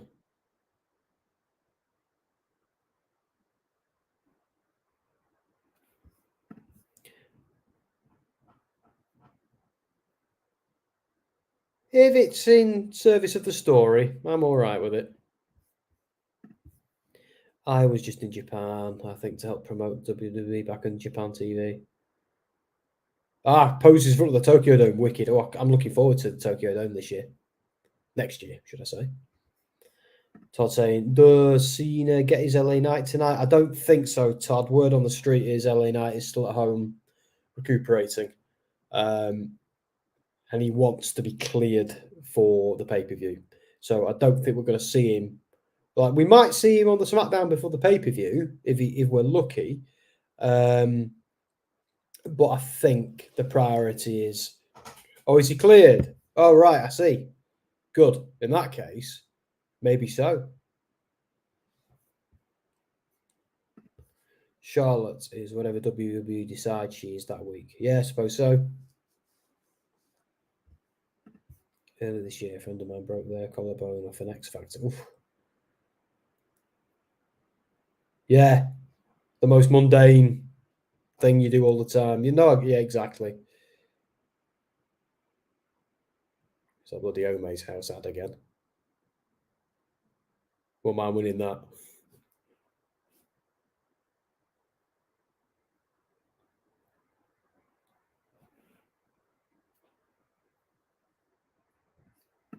Rambling Rabbit, I've got a question for you, dude. What should I do? Huskies? What should I do? Huskers to pig. Boy, accidentally ate my phone because he thought it was a chocolate. I can only suggest, Rambling Rabbit, that you stay away from Mercy the Buzzard because he generally kills you, doesn't he? And make Huskers buy you a new phone. I mean, that's all I can suggest. Right. So, well, if that's the case, presumably we might see him in the main event. That'd be good. It'd be nice if he's already kicked it, because you can kick COVID in a week, can't you? If you're lucky. Even if you're asymptomatic, you've got to get it out of your system, don't you? I'm married to a nurse. She's told me all sorts of stuff. It's on the rise in the UK at the moment as well, COVID, which is annoying. I've not had it yet, you know. It's been years and years, and I've still not had it. I'm not saying I want it, but I kind of want to have it as I'm fully vaccinated and fighting fit. So, but I don't want to be one of these people who gets it in 40 years' time and then gets killed off by it, you know? Because it ain't going nowhere, is it? Let's be honest. Fully vaxxed.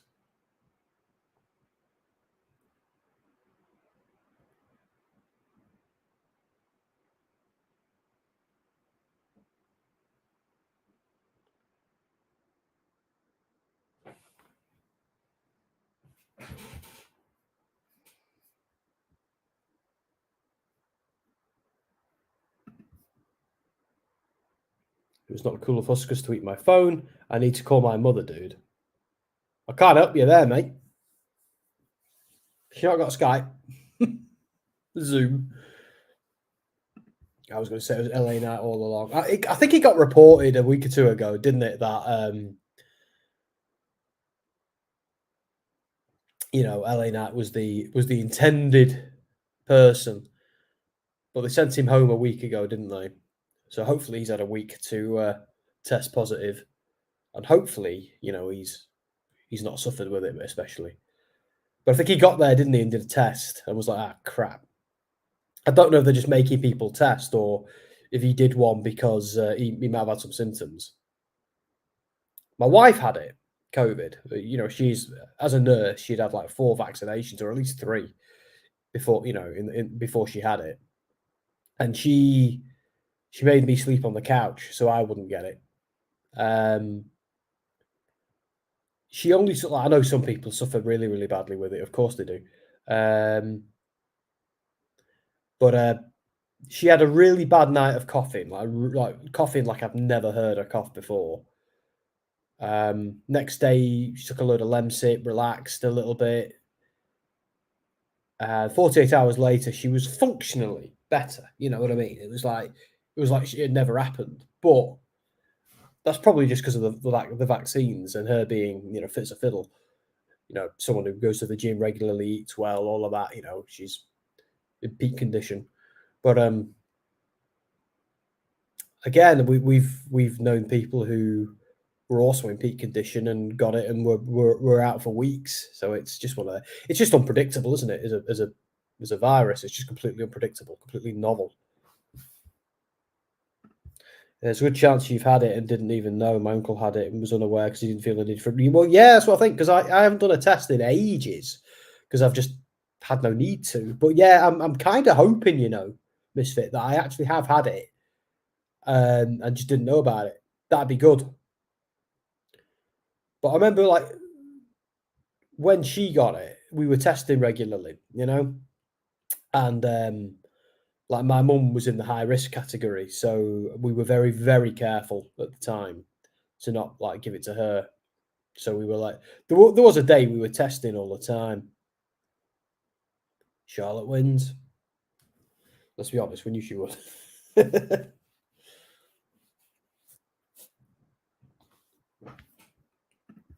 Hey, dude, can I borrow your phone? No. Borrow Mercy's. Or Abby's. She'll put a spell on you. Who else is there? Didn't he have a mole for a week? Didn't Bray Wyatt have like a mole puppet for a week? Or did I dream that? God, Bayley. I told you, didn't I, when I was at Money in the Bank, I was at the press event, and I just finished having a chat with Sean Ross Sapp, lovely guy, by the way. I'm there just getting a drink of water. I turn around and Bayley's like stood right there. I was like, whoa, a little bit starstruck. What's Asuka doing? She's going to batter Charlotte? That's weird. Nope. After Io. Did you not see her get out of the ring? What the hell was that? That was a bit awkward, wasn't it?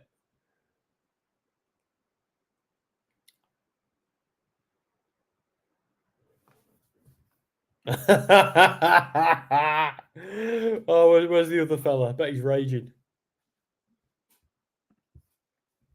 So Selena Dakota did the podcast earlier, and they said their time in Stardom when they met Io. Said she's scary in training, but a sweetheart before and after. See, I bet you loved that, didn't you? You've got a secret crush on her, don't you, Misfit? I don't blame you.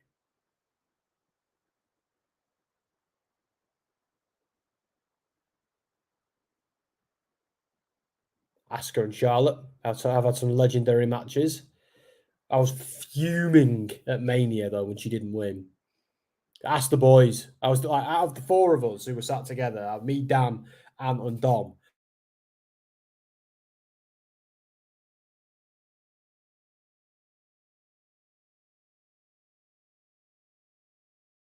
My internet's going to stop working for a bit.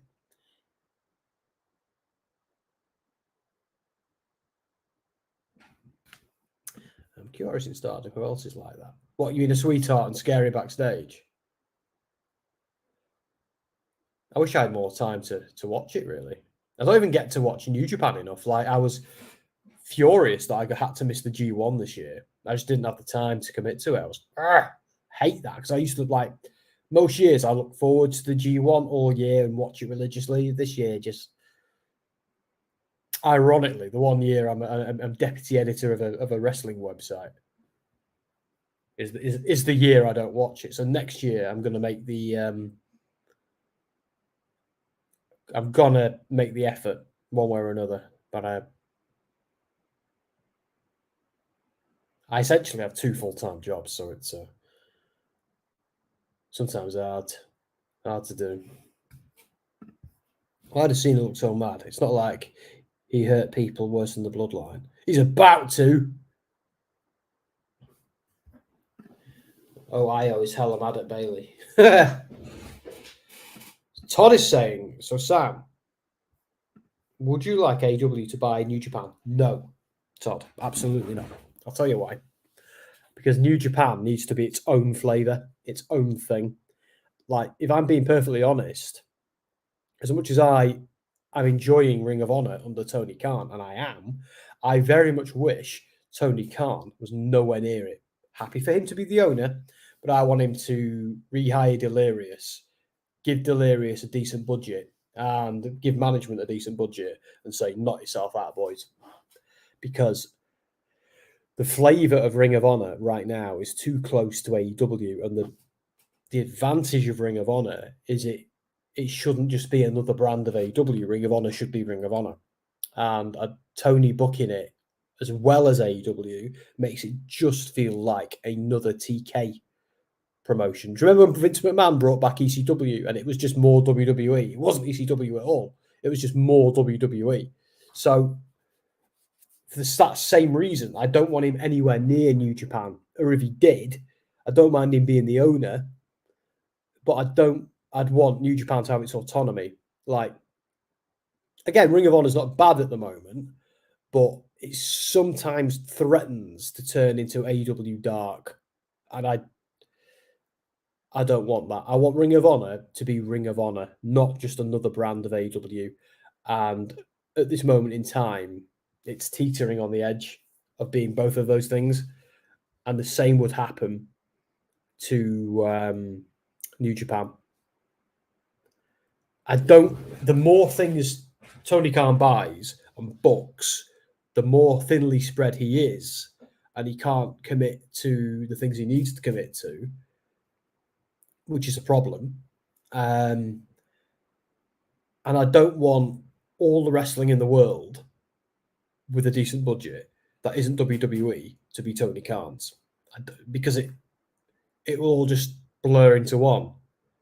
Then we're just left with 2 flavors of ice cream, WWE's flavor and AEW's flavor. So the more flavors, the better, is what I'm saying. It's why I'm so into Impact at the moment, because it's separate and it feels unique and distinct from those other 2 things. Don't get me wrong, I enjoy the flavor of WWE and I enjoy the flavor of AEW, but I don't want to just have 2 flavors, is what I'm saying. So to answer your question, Todd, no. I'd rather he didn't. I'm glad you said that. I thought it was a little bit unyieldy and long-winded. No, I know I am. But, mate, I'm also missing out on GCW. I'm also missing out on, like, I used to watch NWA and MLW religiously, and maybe I'll get back into that this weekend. Oh, that's a pop and a half.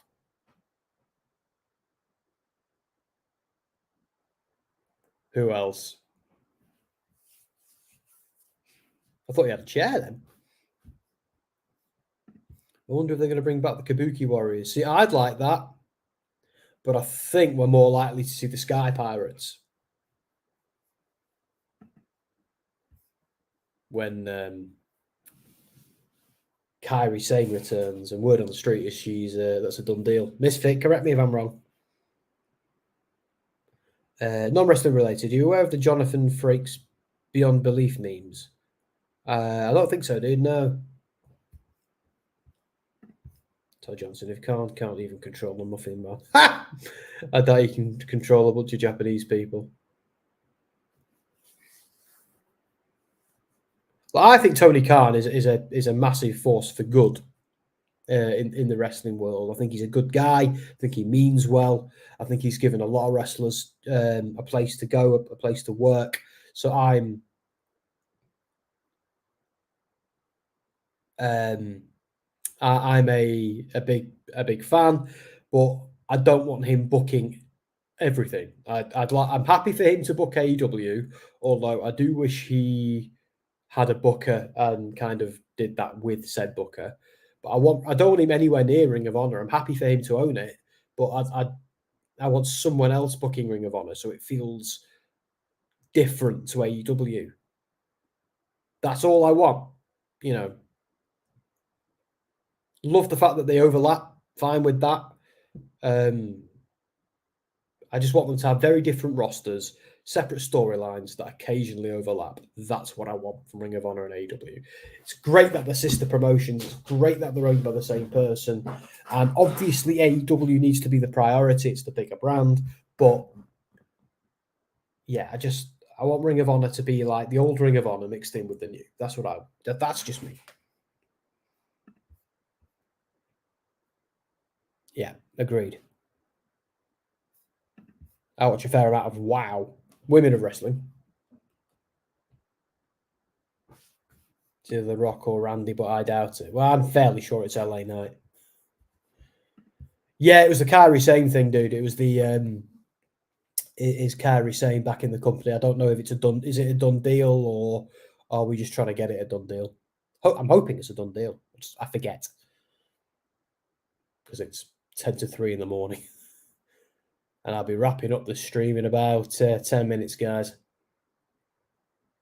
Well, thank you all for joining me, and thank you to the new guys here as well. You know, like Dark Monster.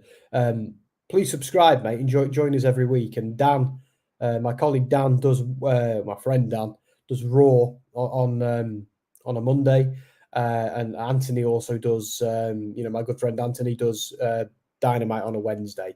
So we do all the big shows. We don't do Collision yet. NXT or Impact. I'm still working out how we can go about doing that. But we do the big three.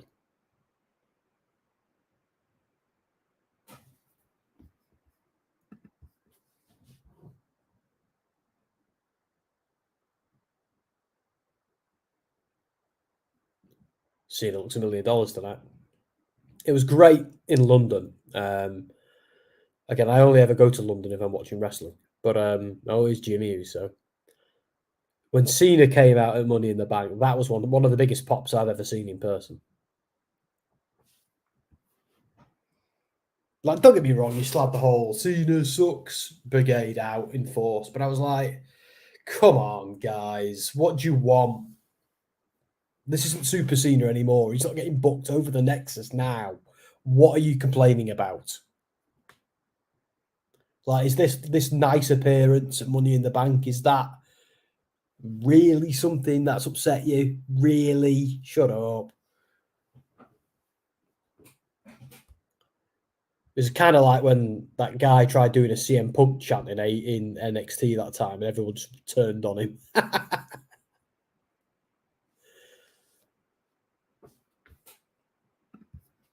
It's a done deal. It says the last date was Stardom on the 9th of October, so we've got that over a week. So we'll probably see her in WWE at some point in October, perhaps. Or maybe they'll leave her on the shelf for a little while they wait for creative to catch up. Should get Christmas off then. That'd be cool, wouldn't it? Ooh, Solo versus Cena. Todd, you predicted it. Oh, John, that bald spot. Come on, LA Knight, where you at? Oh, nice. Well, that's cool. Survivor Series. I've got high hopes for that this year. I wonder if they'll do War Games again. Because I'm not so sure they should. I'd kind of like a traditional Survivor Series. But I'd be happy to get a War Games on another pay-per-view or, you know.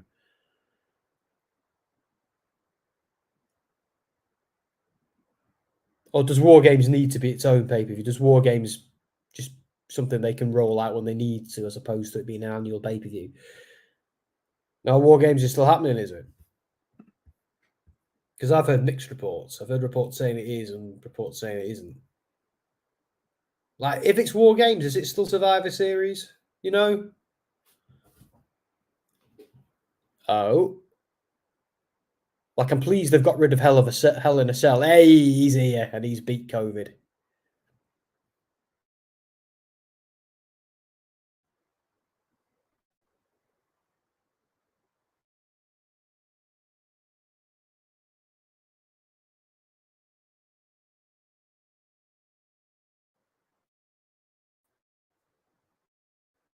Yeah, I don't know if I disappeared. The internet's having its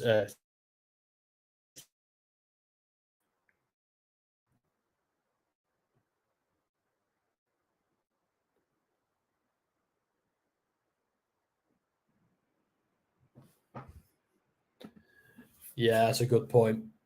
Yeah, I suppose they have. Yeah.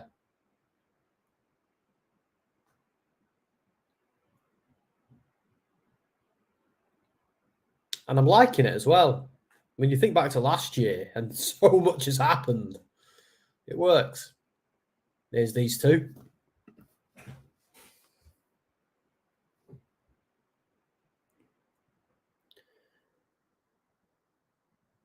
Oh. Sign it. Yeah.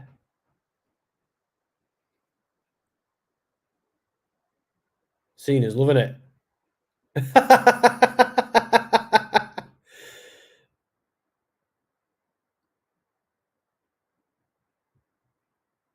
I'm down. Like I'm glad it's happening because we didn't like, and I know we all guessed it, didn't we? But it's great that he's been cleared and he's here and it's happening. So that's great. So I'm looking forward to that. And that is SmackDown. So Sokoa doesn't look happy, but don't worry, Solo. You'll get your time to do something about it. And SmackDown's off the air. Kill the my SmackDown stream. There we go. Right. Okay, guys. Yeah, that was all right. That one, wasn't it? It was. I think it was better than last week because I think like last week was a bit disjointed because it fell apart with them needing to send LA Knight home. So, yeah, 7.5. Todd says. I think I'll give it a 7.5 as well. I think match of the night was obviously Rey Mysterio versus. God, I've still got Charlotte and Bayley on there. Should I get rid of that? Yeah, the match of the night was Santos versus Rey for me. Moment of the night, LA Knight coming back, of course. And yeah, 7.5. Yeah, it was a good episode. Well, wasn't mind-bendingly brilliant, but it certainly wasn't bad. I think 7.5 is a fair score. Didn't quite venture into 8 territory, did it? I'm just going to indulge Misfits' last comment. Well, doesn't have to be a last comment, mate. It might be one of my last comments. Hear me out. Bayley has already turned on IO. Fastlane after retaining. She has her own War Games, IO and Shotzi. Ask her who ended up representing IO returning. Yeah, works for me. I'll be fine with that. Right then, guys, I want to say thank you for joining me tonight. It's 3 a.m. I'm flagging. I'm very, very tired. I'm going to go and get into bed. Sleep for about 12 hours. So again, thank you for joining me. If you're here for the first time, do please like and subscribe. It means we can do more, and we'd love to see you again as well. So, take care, guys. Hull yeah, and all that good stuff.